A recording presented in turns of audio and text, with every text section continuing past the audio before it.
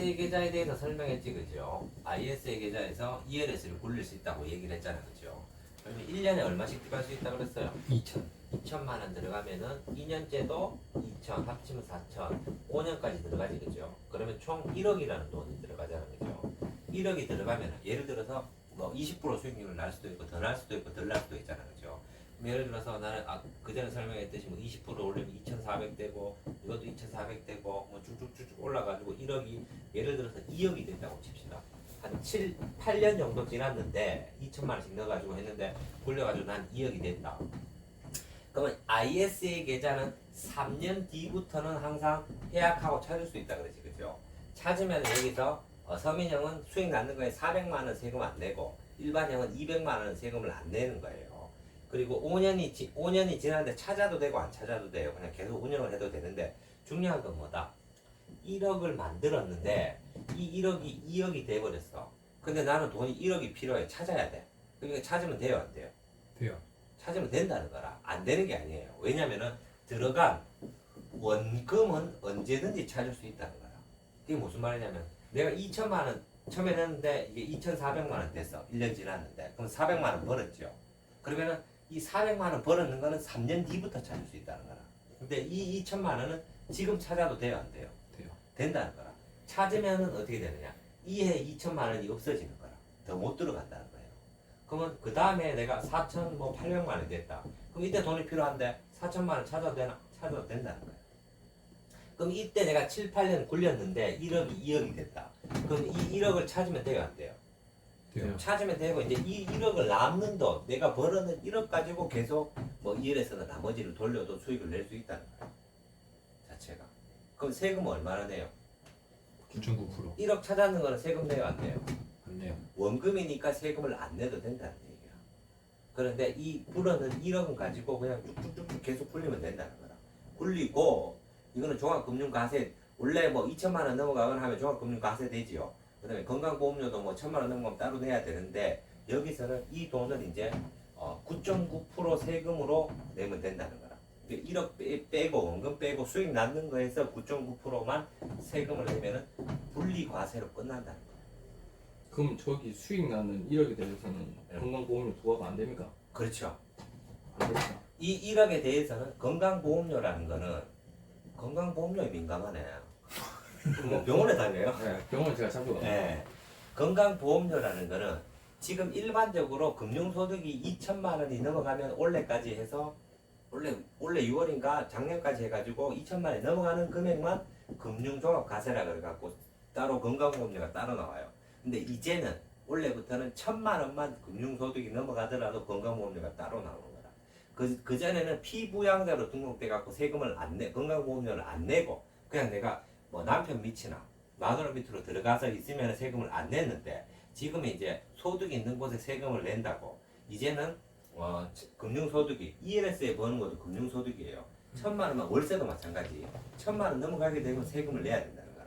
근데 이거는 분리과세가 되기 때문에 여기서 얼마를 더 벌든지 간에 상관없고 9.9%의 세금만 내면은 끝난다는 거라. 그러니까 이 1억은 찾아도 되고 안 찾아도 되는데 내가 급하면 찾고 나는 더 굴릴래 하면은 더 굴려도 되고 뭐 여러 가지 활용 방안이 있습니다. 아니면은 뭐 나는 뭐 1억 가지고 2억을 벌었다. 2억을 벌었는데 나는 1억은 안전하게 안전빵으로 하고 싶어. 그럼 이 1억은 뭐 채권이나 이런 걸 사도 되고 이 안에서 여러 가지를 다 살 수 있어요. 그리고 나머지는 뭐 ELS로 나는 굴려볼래. 뭐 이렇게 해서 어차피 덤이니까 나는 20% 30%짜리 해볼 거야. 이렇게 해서 굴리면 된다. 그럼 1억을 찾았어요. 그럼 오케이. 1억을 찾고 나서 계좌가 이제 다 남아. 그 수익 낳는 것만 남아있겠죠. 1억을 찾았다. 내가 5년 넣었는데 2천만 원씩 5년 내갖고 이제 1억이 됐다. 그럼 수익도 1억 나가지고 플러스 하니까 2억이 됐다. 근데 1억은 원금이니까 찾을 수도 있다. 그럼 1억이 남았습니다. 예. 그럼 1억이 남으면 저 계좌 5개는 살아 있는 거잖아요. 계좌는 5개가 아니고 계좌는 1개. 아, 그러니까 그 한 개 계좌에서 2천만 원씩. 네, 그저 5 구자가 살아 있는데 그러면 이제 더 이상의 저 추가 자금 투입은 안 되는 거네요. 안 되죠. 음. 그러면 추가 투입을 하려 그러면 어떻게 하느냐? 단기로 운영하는 사람 같은 경우는 예를 들어서 3년을 지나면 해약할 수 있다 그랬죠. 그럼 3년 동안 내가 했고 돈 벌었는데 나는 복리 필요 없고 여기서 끝내고 다시 할래. 그러면 3년 동안 해가지고 뭐 200만 원, 400만 원 비과세 혜택 받고 이거는 끝나고 다시 또 들어갈 수 있는 거야. 또 다시 2천만 원부터 시작되는 거야. 장단점이 있네요. 그렇죠. 원금을 찾고요. 그렇지. 그러면 이혼 안 할 것 같으면은 마누라 것도 해주면 좋아요, 안 좋아요? 좋네. 표정이 이혼할 표정이네. 해줘요. 나는 같이 살고 집사람이 최고라요. 자, 질문 있습니까?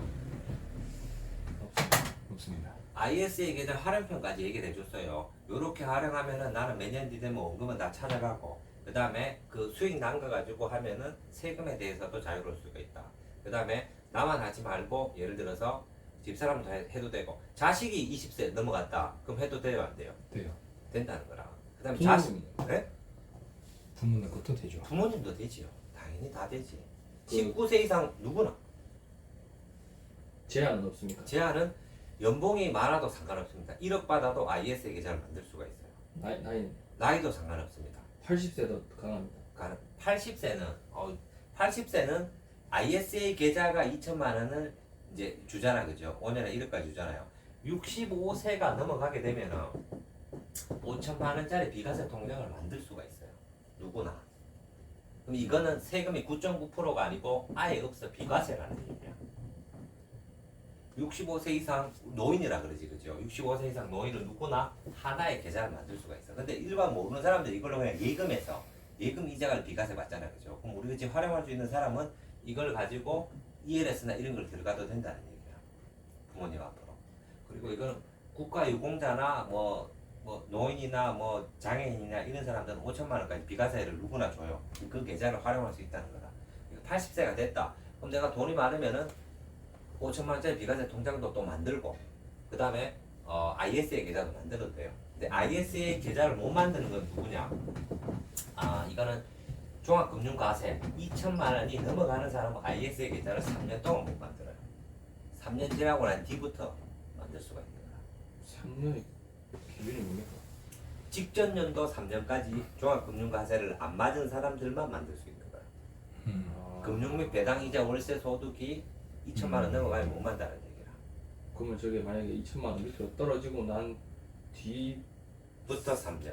중간에 또 2천만 원 넘어가면 또 3년 기다려야 돼. 직전 연도 3년까지. 그 다음에 학생은 15세에서 19세까지도 만들 수가 있어요. 근데 이때 아르바이트나 월급을 한 번이라도 받은 적이 있는 사람들은 학생이라도 ISA 계좌를 만들 수가 있는 거야. 오케이? 네. ISA 활용편도 있고 요거는 이제 65세나 국가유공자나 장애인들은 이제 비과세 통장을 하나 더 만들 수 있다.